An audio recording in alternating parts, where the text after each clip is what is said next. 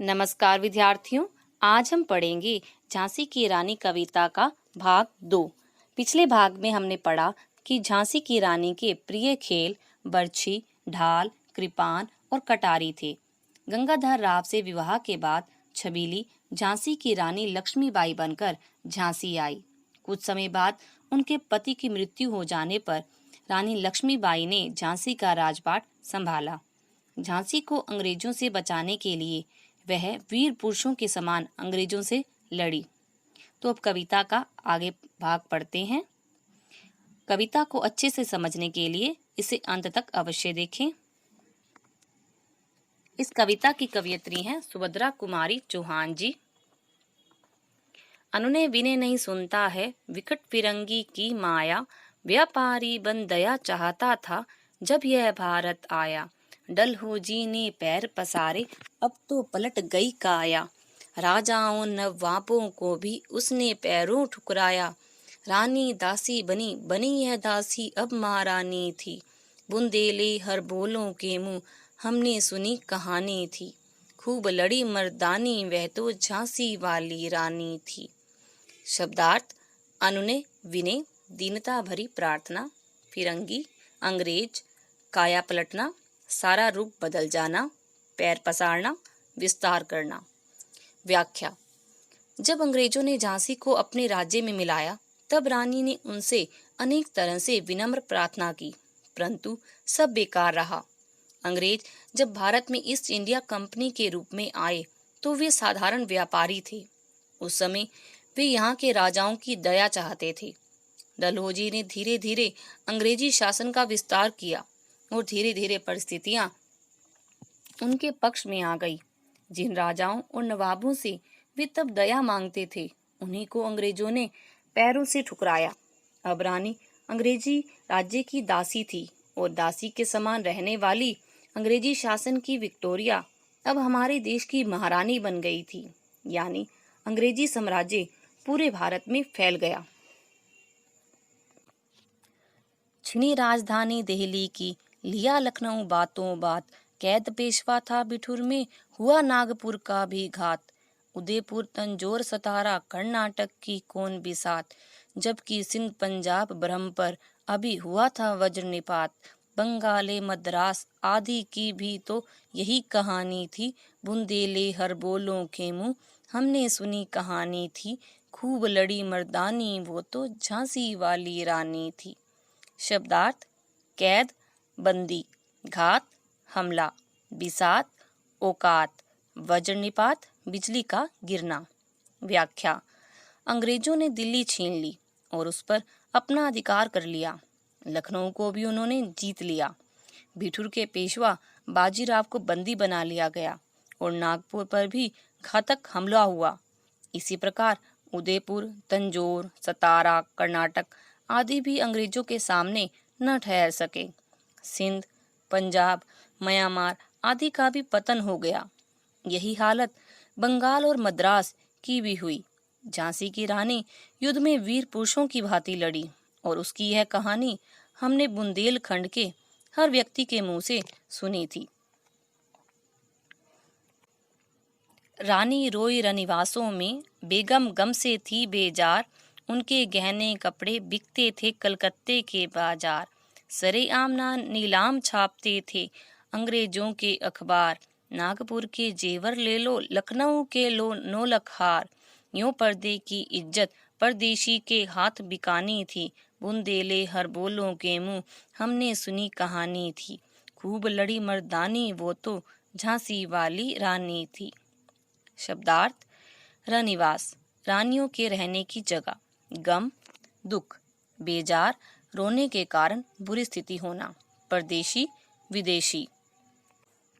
व्याख्या: इन पंक्तियों में कवयित्री ने रानी लक्ष्मीबाई की प्रशंसा की है और उस स्थिति का बखान किया है जब रानी ने अपने राज्य को बचाने के लिए सेना की तैयारी के लिए अपने गहने तक बेच दिए थे।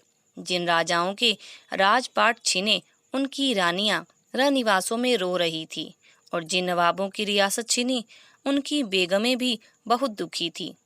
उनके बहुमूल्य कपड़े और गहने कलकत्ता के बाजार में बिक रहे थे। अंग्रेजी अखबार नीलामी की खबरें सबके बीच पहुंचा रहे थे। नागपुर के जेवरों और लखनऊ के प्रसिद्ध नौलखे हार बाजारों में बिक रहे थे। वे गहने जो औरतों तथा रानियों की शोभा थे, पर्दे की इज्जत थे, दूसरों के हाथे अब बिक रहे थे। कुटिया में थी विषम वेदना, महलों में आहत अपमान, वीर सैनिकों के मन में था अपने पुरखों का अभिमान। नाना धुंधुपंत पेशवा जुटा रहा था सब सामान। बहिन छबीली ने रणचंडी का कर दिया प्रकट आह्वान। हुआ यज्ञ प्रारंभ, उन्हें तो सोई ज्योति जगानी थी। बुंदेले हर बोलों के मुंह, हमने सुनी कहानी थी। खूब लड़ी मर्दानी वो तो झांसी वाली रानी थी। शब्दार्थ: विषम, भयंकर, असहनीय, वेदना, व्यथा, दुख या कष्ट, आहत, घायल हुआ, पुरखों, पूर्वजों, रणचंडी, युद्ध की देवी, आह्वान, बुलावा देना। व्याख्या: जब झांसी पर अंग्रेजों का कब्जा हो गया तो झांसी को मुक्त कराने के लिए प्रयास होने लगे। जो कुटिया में रहते थे वे बहुत दुखी थे और जो महलों में रहने वाले भी बहुत अपमानित महसूस कर रहे थे। झांसी के वीर सैनिकों के मन में अपने वीर पूर्वजों की वीरता का अभिमान भी था। वे अंग्रेजों से बदला लेने के लिए तैयार थे। नाना धुंधुपंत और पेशवा अंग्रेजों के विरुद्ध युद्ध करने के लिए आवश्यक सामान जुटा रहे थे और उनकी बहन छबीली यानी रानी लक्ष्मीबाई भी राज्य की स्त्रियों में देवी दुर्गा के रणचंडी रूप को जागृत कर रही थी, अर्थात युद्ध का प्रशिक्षण देकर अपनी सेना में शामिल कर रही थी। इस प्रकार सभी ने स्वतंत्रता रूपी यज्ञ में सोई हुई ज्योति को जगाने का निश्चय कर लिया था। महलों ने दी आग, झोपड़ी ने ज्वाला सुलगाई थी। यह स्वतंत्रता की चिंगारी अंतरतम से आई थी। झांसी चेती, दिल्ली चेती, लखनऊ लपटे छाई थी। मेरठ, कानपुर, पटना ने भारी धूम मचाई थी। जबलपुर, कोल्हापुर में भी कुछ हलचल उकसानी थी। बुंदेले हर बोलों के मुंह, हमने सुनी कहानी थी। खूब लड़ी मर्दानी वो तो झांसी वाली रानी थी। शब्दार्थ: ज्वाला, आग, अंतरतम, हृदय के अंदर, चेती, सावधान, जागरूक, उकसाना, बढ़ावा देना। व्याख्या: अंग्रेजों से अपनी आज़ादी छीन लेने की बात महलों में आग की तरह फैल रही थी, तो साथ ही झोपड़ी यानी गरीब वर्ग में भी अंग्रेजों के प्रति गुस्सा था। आज़ादी प्राप्त करने का यह जोश, जुनून उनके हृदय से आ रहा था। झांसी और दिल्ली जाग चुकी थी, तो लखनऊ में भी लोग अंग्रेजी सेना के विरुद्ध तैयार खड़े थे। मेरठ, पटना, कानपुर में आज़ादी प्राप्त करने की बात सबके दिलों में थी। जबलपुर और कोल्हापुर के लोगों में भी यह बात भरनी थी, यानी उनको भी अब प्रेरित करना था। इस स्वतंत्रता महायज्ञ में कई वीरवर आए काम। नाना धुंधुपंत तांतिया, चतुर अजीमुल्ला सरनाम, अहमद शाह मौलवी, ठाकुर कुंवर सिंह, सैनिक अभिराम, भारत के इतिहास गगन में अमर रहेंगे जिनके नाम। लेकिन आज जुर्म कहलाती उनकी जो कुर्बानी थी। बुंदेले हर बोलों के मुंह, हमने सुनी कहानी थी। खूब लड़ी मर्दानी वो तो झांसी वाली रानी थी।